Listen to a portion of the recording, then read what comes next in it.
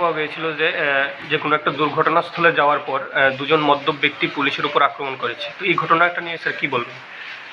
আজকে বিকাল অনুমান 3টার সময় গামাইবাড়িতে বিএসএফ এর একটি জিপসি গাড়ির সঙ্গে কলেজ পড়ুয়া ছাত্র স্কুটি নিয়ে যাচ্ছিল।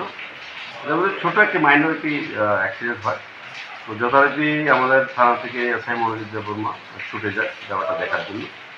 তো ওইখানে গিয়ে সেরকম কোনো ইনজারি না থাকার কারণে বিএসএফ পার্সনের সঙ্গে কথা বলে ব্যাপারটা অ্যামিকেবলি সেটেল করে নেওয়া হয়।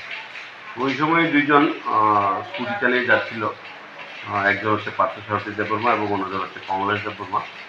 তো তারা আমাদের যে পুলিশ অফিসার ছিলেন এসআই মনোজিৎ দেববর্মা, ওনাকে দেখে স্কুটি দাঁড় করিয়ে ওনার সঙ্গে অহেতুক ঝগড়ায় জড়িয়ে পড়ি।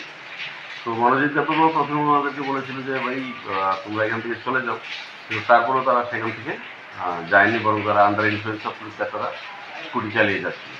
পরবর্তী সময়ে আমাদের যে অন ডিউটি অফিসার ছিলেন এসআই মনোজিৎ দেববর্মার উপর তারা অতর্কিতে হামলা করে। তো পরবর্তী সময় আমাদের স্টাফ ওনাদেরকে